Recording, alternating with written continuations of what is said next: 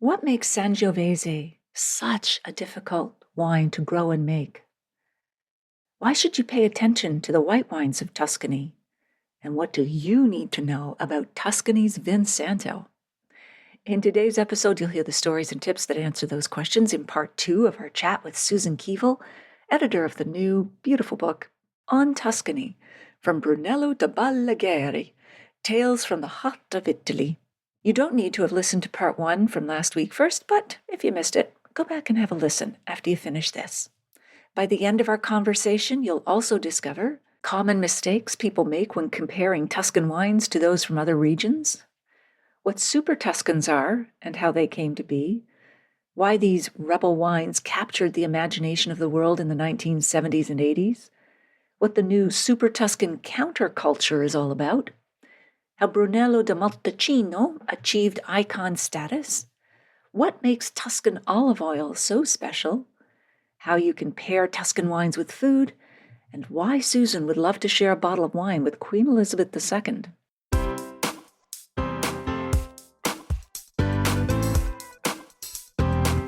Do you have a thirst to learn about wine? Do you love stories about wonderfully obsessive people, hauntingly beautiful places, and amusingly awkward social situations? Well, that's the blend here on the Unreserved Wine Talk podcast. I'm your host, Natalie McLean, and each week I share with you unfiltered conversations with celebrities in the wine world, as well as confessions from my own tipsy journey as I write my third book on this subject. I'm so glad you're here. Now pass me that bottle, please, and let's get started. Welcome to episode 329. So recently I was on CTV's morning live show. Canada may have been built on beer and whiskey, but on National Wine Day, we raise a glass or two to wine. It's become the drink of choice for many, and so we're going to uncork some fascinating facts about this ancient beverage that dates back more than 8,000 years. For each wine we tasted on the segment, I shared a fact or fiction about wine, and the host had to guess whether it was true or false, and then I revealed the answer. Now, let's see how many of these you can guess correctly. So we started with the alcohol-free, naughty sparkling wine with its aromas of fresh peach, green apple from Germany. That's available from softcrush.ca. Here's a wine fact or fiction for you to consider. The ancient Romans used lead-lined vessels to sweeten their wine. True or false? It's absolutely true. The Romans had a sweet tooth, but they unknowingly poisoned themselves in the process. Oops. Thankfully, we have far better winemaking methods today. Next up, I had the beautiful Pile Pink Rosé from Pile Island, Ontario. This rosé bursts with aromas of wild strawberries and watermelon with a crisp, dry finish that's perfect for sipping solo or pairing with whatever you got going on. I'd actually pair it with Blush of Dawn. That sounds like a romance novel, doesn't it? Anyway, it's actually a dish I imagined of poached salmon with a drizzle of citrus-infused olive oil served alongside a delicate fennel and grapefruit salad that wakes up the palate with its refreshing brightness. Here's your next question. White wine can be made from red grapes. True or false? That is true. If you remove the skins early, even red grapes can make white wine. That's exactly how Blanc de Noir, white from dark grapes, champagne is made using Pinot Noir, Pinot Meunier. For rosé, you leave the juice in contact with the skins, because that's where all the color is, for a little while until you achieve the exact shade of pink that you want. I had another beautiful bottle of rosé from the Languedoc in southern France. If summer breeze had a taste, this would be it. The Côte de Roses rosé from Gérard Bertrand has delicate notes of red berries, citrus zest, just a whisper of floral aromatics. Light, lively, and as effortless as a French scarf toss. I'd pair this with Sunset Glow, a dish of grilled shrimp kissed with lemon and garlic, set atop a bed of quinoa and roasted red peppers that add a smoky depth to each bite. Moving on to a bold red from Ontario, the Best in Show Cabernet Sauvignon from Pelee Island has been getting rave reviews from critics and scores of 95 points, and it's only $13 in the LCBO now. It's rich with notes of blackcurrant, dark chocolate, and a hint of cedar spice. I'd pair it with Velvet Embrace. That's the sequel to Blush of Dawn in my romance series, apparently. A dish of herb-crusted lamb chops, oven-roasted to a tender perfection. Oh, I always love tenderloins. Accompanied by a warm beet and goat cheese salad drizzled with balsamic reduction. Now, here's a tricky question for you. The most expensive bottle of wine ever sold was a 1945 Domaine Romani Conti, that's the famous Burgundian Pinot Noir, fetching an astounding $58,000 at auction in 2018. True or false? I made this one extra tricky. That wine did sell for the highest ever price in 2018, but it wasn't $58,000. It was $558,000. Holy crow. That vintage is legendary. 1945, the Victory vintage at the end of the Second World War. And with only a few bottles in existence, the price skyrocketed at auction. But you don't need to spend a fortune to enjoy a fabulous bottle of wine, as I've just noted with Best in Show. Do you think the following is true or false? Dutch inventors adapted military bullet removal tools to create the first corkscrews in the 17th century. This is true, and it's a reminder that some battles are worth fighting for, and some are better resolved over a glass of wine. Now, everybody just calm the heck down. Next up is an elegant rosé from Provence. Miraval is fresh and lively with notes of wild strawberries, white peach, and a touch of saline minerality. It's made by the famous Perrin family, who also make Chateau Beaucastel. And yes, owners Brad Pitt and Angelina Jolie originally purchased it. Brad, buddy, now is the majority shareholder after their split. I would pair this with Coastal Dream, a dish of seared scallops with a squeeze of Meyer lemon, nestled in a bed of arugula and shaved parmesan, bringing a harmonious balance of richness and brightness. The indentation, here's the question, the indentation at the bottom of a wine bottle, called a punt, was originally designed to trap sediment. True or false? That, my friend, is false. The punt actually helped strengthen hand-blown glass bottles back in the day. Today, it's more of a stylistic choice. Miraval has quite a deep punt. And our final wine is the Etter Marquette from Clos de Vully in Navan. It's a smooth, medium-bodied red with tart cherry notes. My final advice? When it comes to choosing the perfect wine, there are no right or wrong answers. Just drink what you like. All right. So next up, I'll be doing segments about drinks for spring, Easter, Earth Day, Mother's Day, Father's Day, barbecue, and Canada Day. So if you have wine, spirits, beer, cocktail, or mixed drinks to suggest that I feature, whether they're alcoholic or not, please let me know. Meanwhile, back on the ranch, I'm still reviewing my favorite wines on Instagram, so why not head over there, mosey on over. I'm at Natalie McLean Wine. See you there, partner. Back to today's guest. Two of you will win copies of Susan's beautiful new book, On Tuscany, from Brunello di Montalcino, Tales from the Heart of Italy. I also still have 2 copies of Fiona Morrison's book, 10 Great Wine Families, a tour through Europe, and 2 of Rosemary George's book, The Wines of Languedoc. These are gorgeous books with full-color photos and maps. All you have to do is email me to tell me you'd like to win. I'll choose 6 winners randomly from those who contact me at natalie@nataliemclean.com. Okie dokie, on with the show.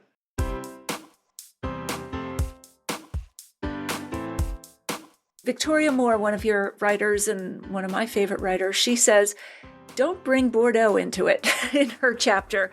What are some of the common mistakes that people make when they compare Tuscan wines to those from other regions, whether it's Bordeaux or elsewhere? There's something about the acidity and the freshness of Tuscany's wines, especially Chianti, that just goes with food, and they are made to go with food. And perhaps people don't understand that they are wine first, but they're not wine first in some ways. And that's what Victoria's say, that they are about food. And so if you go into a Tuscan restaurant, don't choose to drink Bordeaux or Australian Shiraz, or choose a local wine and choose Chianti. Yeah, like that adage, what goes together grows together. The acidity, the soil components, yeah. Yes, it's the acidity, isn't it, that makes it sort of, it makes the wine live on your palate as you're eating the food. The wine is still there side by side, and I think it's so important. That's the thing about all Italian wines. They're food first. Absolutely, absolutely. So you dedicate significant space to the rise of the Super Tuscans or Turbo Tuscans. What was it about the traditional regulations that spurred the creation of these Super Tuscans? Tell us what they are and kind of how they came to be. I think it was probably thought too restrictive. I mean, especially the fact that the white grape Trebbiano. I mean, there was always with Chianti, they would always blend in the recipe. Chianti was always going what was included. Then they upped it to 30%, so as much as 30% alongside the red, and that became written into the DOC. And a lot of people didn't like that. We don't really want to add white grapes, and they're not helping. These are Trebbiano grapes. It's not no longer our sort of native white grapes, the Trebbiano was one of them. It's this clone as I was saying, subsequent phylloxera has been chosen. It's great with grafting, but it's not so great at producing a lovely wine. And we're having to blend this into our Chiantis, and we don't want to. So that's when they kind of thought, well, we're going to be different here. We're going to buck the trend, and we're not going to use the new DOC regulation. We're going to be Vinny de Tavola. We're just going to be table wine, but we're going to bring in Cabernet Sauvignon. We're going to bring in Merlot. We're going to make something different and more luscious. And that was the start of the Super Tuscans. You could say it started even with Piero Antinori, who that was as far back as 1904. Similarly, he was wondering, why are my Chiantis not as luscious as I want them to be? I really like the wines of Bordeaux, and how about this? I've got a case of Lafite here, Chateau Lafite. I'm going to see if I can blend the two. So we've got his cellar master. This is all told by Hugh Johnson in the book. He and his cellar master got together. I'm going to blend in Cabernet Sauvignon. This is going to be the way forward. And he got his cousin to grow some Cabernet vines. Wow. And of course, Antinori is the one, he eventually produced Tignanello, one of the Super Tuscans. Yeah. And then there was Sassicaia, who was so successful that it got its own DOC, its own appellation or region, right? Yeah, that's right. So they are enormously successful now, and I think they were frowned upon to start with, but people pretty soon realized that the quality was there. And yes, it was Sassicaia in 1968, Inello in 1971, and then there was La Pergola Torte, which is just Sangiovese. So there was a way back towards just using Sangiovese, which is rather lovely. That's cool. And I guess the wines spoke for themselves, then the prices started to escalate, and yet they were labeled as lowly table wines. So eventually, I guess the regulators realized these are not lowly table wines, gave Sassicaia its own DOC. How come the other ones didn't get their own DOC? Was it because they were blended on family farms with other ranges of DOC wines? I guess that must be it, yes. And they must have felt also they didn't need their own DOC because they were way beyond that. I think the authorities might have tried to keep up with the DOCG, but they were like, no, we don't need that. We're above that. So, but that's Italy, isn't it? No one's following the rules ever. No. And why do you think, aside from quality, of course, why do you think these rebel wines captured the imagination around the world in the 70s and 80s?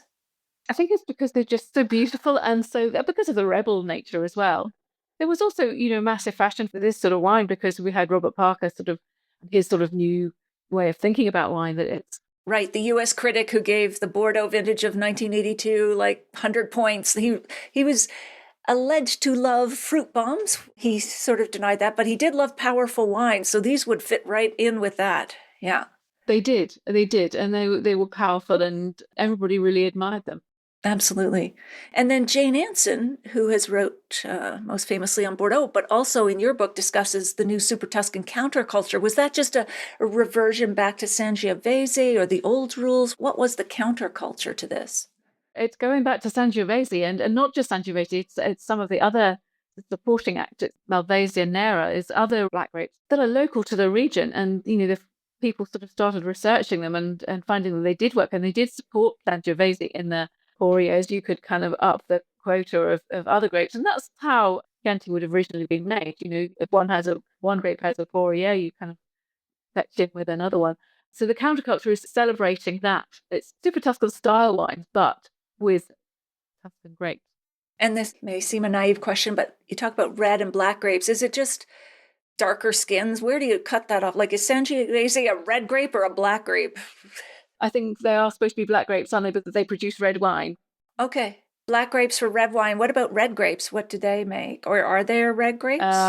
They're red grapes. Oh, maybe it's me. Sorry, I'm No, confusing I you. think you're right.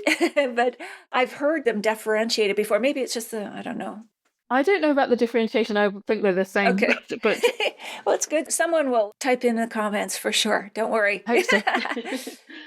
So you've already touched on this, but I'd like to go back to it. The fascinating story of the rise of Brunello di Montalcino. Why do you think this particular wine achieved such iconic status? How did it rise? Was it remind me of the winery that you said had bricked it up and then brought it out to everybody to show how well it could age? Which winery was that? The winery of the Biondi Santi family. And they're the ones that really sort of took hold of this wine and made it fly. I mean, almost single-handedly, I'd say. It's not a big region, it's just a hill, basically, and it's cut off. 1964, they built a motorway bypassing this mountain and this hill, and it sort of became its own wine enclave that was sort of quite forgotten about until the Biondi Santi family just sort of, well, they've been working at Brunello for a long time, and they've been careful enough after phylloxera to find the clones that would really work, and that they got their Sangiovese clones that they really believed in, and that made great wines. And they'd had an eye for the detail all along, and they're the ones that kind of assured that this wine was bigger in stature than perhaps the Chianti of the time, and so they believed in it. They believed in Sangiovese as a grape. They didn't need to blend it with others. They just knew that it was going to work on its own. They made sure that they got the name of their wine out. They got Beyond Santi wines out into the. I think there were some various dinners and in the 70s that they took them to. They made sure that they came to London. I know that there was a dinner with the Queen, and so that people began to talk about their wines, and then other growers began to think, well, have a little more faith in their vineyards. Well, we can do this too. Well, it's interesting that both Brunello and Chianti are based on the Sangiovese grape, but is there a clonal? Are they identical grapes just made in different styles? Not quite identical, although we have a wonderful piece by a lovely upcoming author. She's a really young author, Sophie Thorpe, and she has researched, because there was thought that they had a completely different, separate clone in Brunello, for Brunello, but it's not. It is the same. Apparently it's the same. It was just that particular strain that they were probably more clever in selecting their vines. And why was it referred to as blood of Jove? That's to do with the Roman name. They loved Sangiovese wines, and they're the ones that named it after their great god. I mean, Jove was the equivalent of Greek god Zeus, so all powerful, and so it was a great honor to be the blood of Jove, I suppose. Okay, well, that's interesting to know. And so, yet Sangiovese was a difficult wine to grow and make. Some people compare it to Pinot Noir. What do you think make it so challenging, and why doesn't it tend to thrive, say, in North America very well? I don't know. It is, as you say, like Pinot Noir. It likes its certain terroir, and it obviously likes the winds of Tuscany, and it likes the particular soils, and it is quite a sensitive grape. You can't overproduce it. It responds well to different sites and responds differently to different. But it's not good in every vintage. It's got so many parallels with Pinot Noir. Perhaps it's a little more robust, but I don't know. I think there's a lot in common. They don't taste the same, but they behave the same. Okay, cool. And if Sangiovese were a character in a play or a TV show or a movie, what role would Sangiovese play? Gosh, it's a bit of a Prince Charming, I think. It's got aristocracy, it's got that royal connection. It's as if it's, a load of Ivy League hockey players have come in and taken over and sort of won the limelight, and it's been overshadowed by these wonderful players, and then suddenly discovered that actually, you know what? Me and my cousins can get together in this band and we can be better than you hockey players. It's a little bit like that. Or, it's not, maybe you could use the Pinot Noir analogy, and it's like an actor, but not the most beautiful, obvious. It's not the Brad Pitt. It's not, it's not Chris Hemsworth. It's Adrian Brody, somebody a bit more. A character actor, yes. Yes. I love to think of a nice Shakespeare that would sum it up. Hamlet or something, always asking the questions, Will I grow or won't I grow? That's the question. I'll decide later. So what motivated you to include sections on both white wines and the Vin Santo, the sweet wines of Tuscany, when it, as you say, it's primarily known for reds? I like an underdog story, and the white wines are definitely an underdog in Tuscany. So there's that side of it. People did mention them in passing, and of course, the horrible Trebbianos, like the evil twin. But then this lovely author, another young ex-sommelier now living in Tuscany, Emily O'Hare, she said, I can write about the white wines of Tuscany. So she has written this wonderful piece. And she talks about, the story I was talking about earlier about Francesco Dattini, whose manuals were discovered behind his chimney, and the way that white wine was significant. And so, but she talks about, there are grapes like Vernaccia and Vermentino and Sonica that are really going, great guns, and they're really producing some interesting wines at the moment. So we should really watch out for them. Oh, I think there was another lovely story about wines of the little island called Giglio. It was raided by the pirate Barbarossa, and he unfortunately sent all the inhabitants of the island away to be slaves in Constantinople. But he brought back some Greek people from village in Greece, and they brought this grape called Ansonica with them, and those vines are still there today on this island, and so they produce a really lovely wine. I kind of like that little story, although it's a bit brutal. A lot of history is brutal. Yeah, right. So I think white wines are going to be more important for Tuscany, but also Van Santo is you can't have a book without mentioning Vin Santo. And I think it's David Gleave that told me that. And he is our sort of mentor through this book. He's written the foreword to the book. And the sweet wine, how does that taste? Would you compare it to Hungary's Tokaj? Or I know it's its own thing, but how would you describe it? So I think if you're going to find a comparison, Tokaj is a really good one because it definitely has that bracing acidity that the Italians love as well. But also, you can't really generalize with it. It's it's a 3,000-year-old wine. By every farm makes a different version. And it's all to do with the fact that they collect these grapes. In the old days, they used to collect them because they couldn't quite handle all the olives and all the grapes all at once. So they would leave some of the grapes in the drying lofts up in the roofs, and they would dry and they would concentrate and the sugars would get sweeter. And then when everything has settled a little bit in November or maybe March or February, they would make a wine from these beautiful sweet grapes. And they all have their own yeast, their own natural yeast that would be in the air, and they would seed that sort of yeast into the wine ferment, and then they would lock it up in its barrel and leave it for 7 to 8 years. They wouldn't look at it, it would shrink, it would ferment, it would stop fermenting, it would start again. And then at the end of that time, they would open the barrel very carefully, and it would become, there it was, something magnificent, but very, very different. Each producer would have their own. That sounds like sourdough starter breads, like just... Yeah, exactly. That's right. And he said that he's been around to the wineries and tasted everybody's different, and they always say, oh no, ours is better than the one you just come from, and it's much better than the one you're going to next. Ours is the best. So it's so interesting. It's a wine that's mostly ignored, and I really wish that wasn't the case. But like all sweet wines, people don't pay it enough attention. Vin Santo, does that mean wine of the saints, or? Yes, I mean, I think again, there's a number of different versions of the tale, but I think one of the reasons is that it's November when they start making it, and that's when the saints' days are in November. Also, I think it's because it's so luscious and so gorgeous that and drink it, stories like that. But yeah, elixirs of the gods, yes. So what about food? There's some beautiful descriptions of Tuscan olive oil in this book. What makes Tuscan olive oil so special, and how does it complement the region's wines? You've already mentioned groves are interspersed among vineyards, but tell us more about Tuscan oil. What's special about it? I think in the same way, I think every farm has their own wine and they have their own oil too.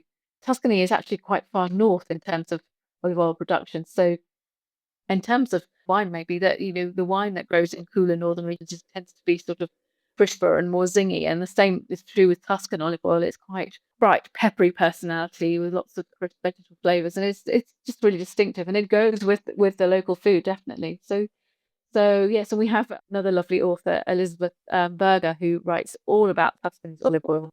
And she describes how it's different from Sicily and from further down in Puglia, and it's very important that and she says it's also very important that we treat it a little bit more like wine, in that we drink it from that vintage. It doesn't last as long as wine, which is a difference, but it's important to take note of when it comes from, not just where it does work in parallel with wine, and that's made by the same people. It's a really lovely piece that she's written. It's best to drink it fresh. You should not age olive oil, right? Definitely. Unlike Chianti, unlike Super Tuscans, you must drink olive oil fresh. But that otherwise, it has a lot of similarities in terms of, cultivars of olive tree and all of the things that make a difference. Angle of the slope, aspect of the slope, where you planted, and all of these things will affect the character of your oil.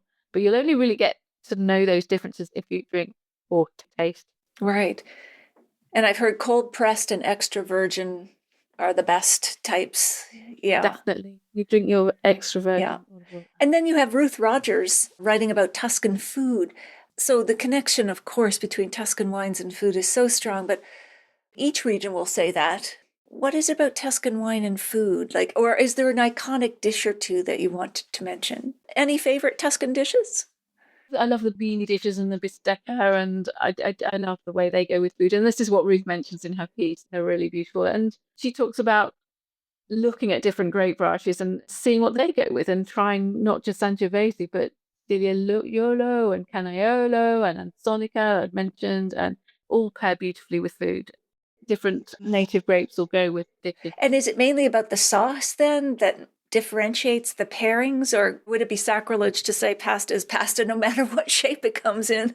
No, not at all. No, it's not my strongest point. You need to read what she says. She's very seasonal, and it's not just it's the sauce, type of pasta that goes with the sauce, and the mill that you make the pasta with. Everything has an effect, and also what's in season, the vegetables and everything that you've got. Right. Per month, it will make a difference to the wine. I remember visiting Tuscany before I even thought about becoming a wine writer. And of course, the food, they came out with the first serving was a big tray of lasagna. So my partner and I helped ourselves. Oh, we love lasagna. And so we filled up our plate, and they were encouraging us to eat. And then there was 6 more courses. It was oh my God. Oh, of course. And then there was a salad, and I thought, okay, I guess they eat their salad at the end of the meal. But no, then the main dishes came out. We're stuffed, but felt we couldn't say no. To loosen your belts. Yeah, exactly. I was wearing my buffet pants that day, thank goodness. Yeah. So have you discovered anything new since producing this book that you'd add to a new edition, or is it still too fresh off the press? Oh gosh, I think it's the native grapes are the new thing that we need to watch. Right. And if I were to do a new edition, I would definitely look at that. There's so many discoveries going on there.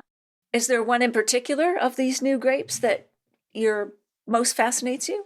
You're going to ask me to pronounce it now. Filia Yolo. Oh, that sounds good to me. I try, but I'm not a good Italian. Is it a white or a red? It's a red, and Canaiolo is another one, and so they're to be watched apparently. So those ones, but there are many more in the wings. So that's what I would love to explore more if I were to do another edition of the book. Absolutely. Time has flown, Susan. If you yourself could share a bottle of wine with anyone, living or dead, outside the wine industry, who would that be? This isn't the most exciting answer, but I would love to share a bottle with our late Queen Elizabeth, I think, because she met so many people and she had so many interesting experiences, and she probably had a fairly deep cellar. I'm reckoning that she could probably come up with some, 1865 Latour or something. She could probably be good for that, yeah. Yeah, and probably some Montevidini, and I think I'd love to talk about. I have dogs, as you mentioned earlier, and she was a very good dog trainer, and I like to talk to her about dogs. Yeah, she had the pugs, right? Was it pugs? She had corgis. Corgis, yes. Yeah. But she also had Labradors, and I have Labradors. Oh, yes, badly behaved ones, I hear. Yeah, they're not great. Absolutely, Susan. So where can we find you and the book online? academydivinelibrary.com. That's our website. So definitely that's the place to go to buy the book. We have a Academy Divine Library Instagram page where Hermione and my colleagues regular updates about our books and our sales and our new books coming and the people that we talk to and our new authors. And so, yeah, that's where to look. Terrific. Well, congratulations on producing such a beautiful book. I'm sure many people will be interested in this one. And thank you for taking the time to chat with us today. Oh, not at all. I've really, really enjoyed it. It's been lovely to talk to you, Natalie. I will say goodbye for now and look forward to continuing the discussion perhaps on another region in the future.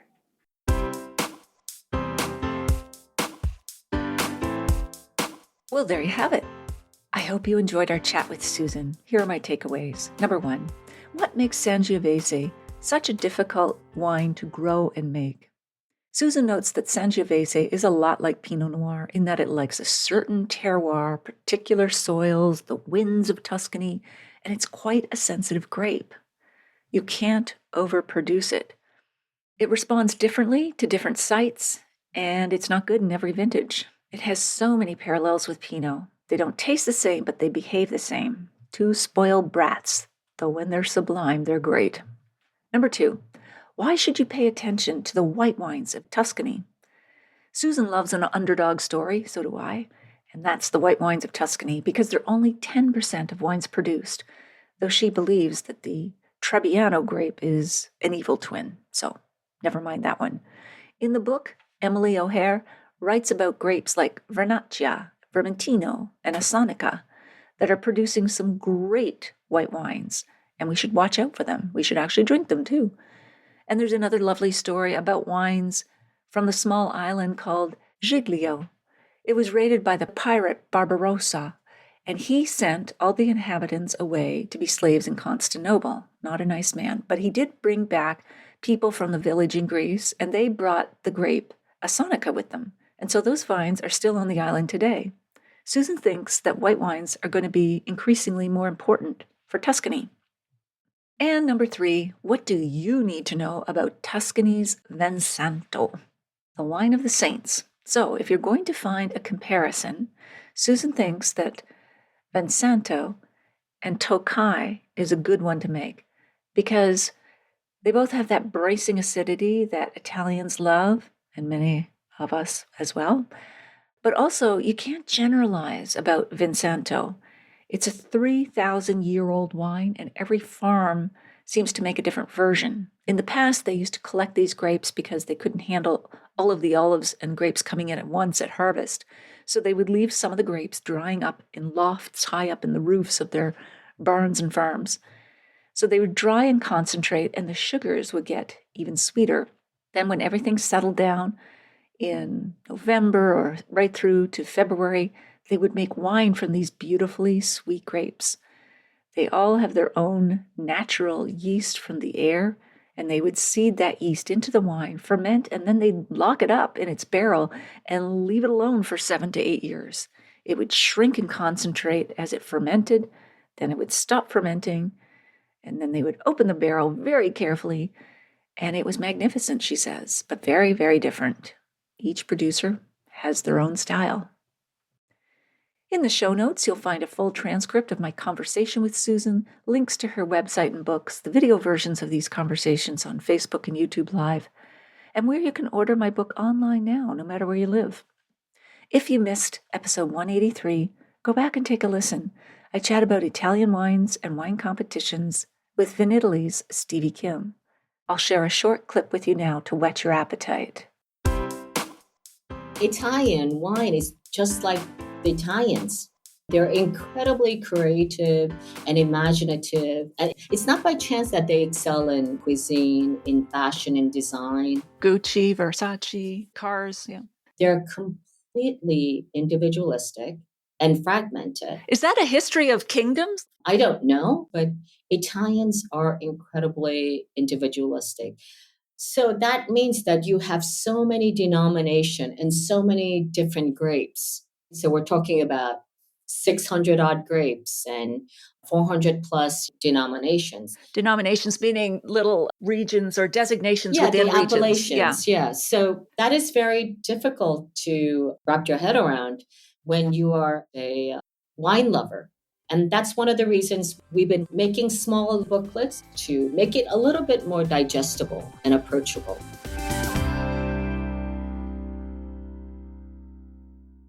If you liked this episode or learned even one thing from it, please email or tell one friend about the podcast this week, especially someone you know who'd be interested in learning more about the wines of Tuscany. It's easy to find my podcast. Just tell them to search for Natalie MacLean Wine on Apple Podcasts, Spotify, their favorite podcast app, or they can listen to the show on my website at nataliemaclean.com/podcast. Email me if you have a sip, tip, question, or would like to win one of 6 copies of books by Fiona, Susan, or Rosemary.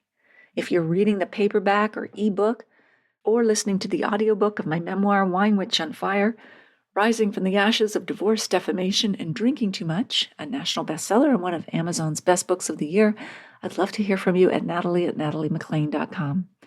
I'd be happy to send you beautifully designed, personally signed book plates for the copies you buy or give as gifts. I'll put a link in the show notes to all retailers worldwide at nataliemaclean.com/329. The paperback usually arrives within a day or two of ordering, and the ebook and audiobook are instantly available.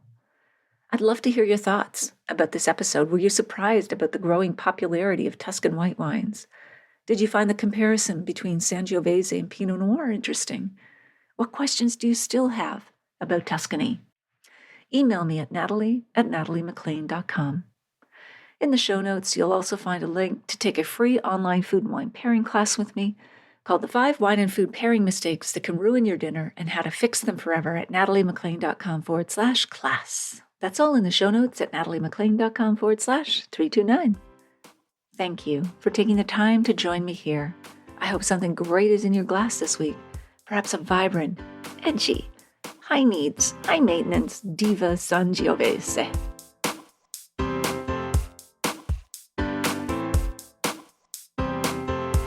You don't want to miss one juicy episode of this podcast, especially the secret, full-bodied bonus episodes that I don't announce on social media. So, subscribe for free now at nataliemaclean.com/subscribe. Meet me here next week. Cheers.